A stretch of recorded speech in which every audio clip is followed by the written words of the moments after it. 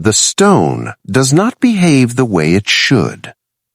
Run your hand across the walls of Chartres Cathedral at dawn, when the tourists are gone and the air is cold, and you will feel it, the faint vibration like a held breath.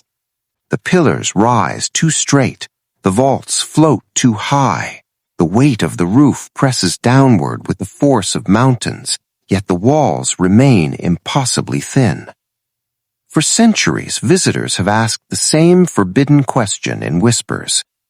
How did medieval humans, without modern machinery, without modern mathematics, without modern materials, build this?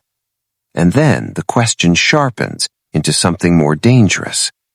Did they build it alone? What follows is not fantasy. It is not science fiction. It is a documented historical journey through stone, geometry, forgotten knowledge, suppressed archives, and the men whose names were erased because their answers threatened accepted history. This is not humans who really built these cathedrals. The problem with the official story. The official explanation is neat, comforting, and deeply unsatisfying. According to standard history textbooks, Gothic cathedrals were built between the 12th and 15th centuries by devout Christian craftsmen using primitive tools, trial and error engineering, and enormous manpower motivated by faith. Stone by stone, generation by generation, mistake by mistake.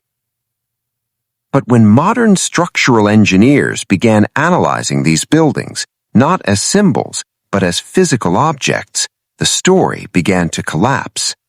The cathedrals should not stand, yet they do.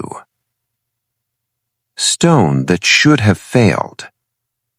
Take Notre Dame de Paris.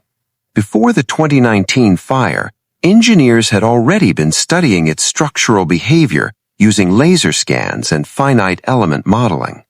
What they found was unsettling. Stress distribution in the stone vaults was far more efficient than in many modern buildings. The thrust lines, imaginary paths showing how weight moves through a structure, stayed perfectly inside the stone. Perfectly.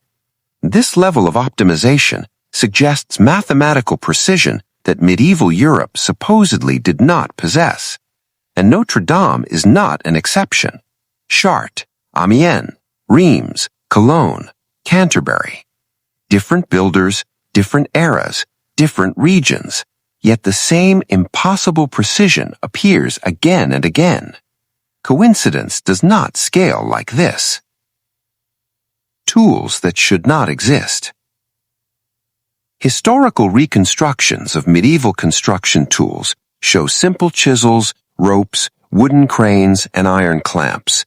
But the stone surfaces tell a different story. Microscopic analyses of cut marks in several French cathedrals suggest uniform tool patterns, reproducible precision rather than hand variability. Some stone blocks show internal drill holes with smooth cylindrical geometry inconsistent with known medieval drilling techniques. Even more troubling, certain stones were cut after placement in positions impossible to access with known scaffolding methods. Which raises a quiet but devastating question. What tools were actually used, and why are they missing from history? The geometry that shouldn't be there. Gothic cathedrals are not merely buildings, they are mathematical objects. Hidden within their layouts are precise ratios, square roots, harmonic proportions, and geometric constructions that align with advanced Euclidean and even pre-Euclidean principles. At Chartres, the entire floor plan is organized around a geometric scheme based on the Vesica Piscis, a shape formed by overlapping circles. This geometry appears again and again across Europe, identical in proportion. No written manuals explain this. No guild documents describe this system. Yet builders across continents used it consistently. How? the master builders who left no names. Kings are recorded, bishops are recorded, patrons are recorded. The actual designers, the people who understood how to make stone float, are almost entirely anonymous. They were called master masons. They traveled constantly. They answered to no local authority. They carried knowledge orally, not in writing. In some cases, they outranked nobles on construction sites.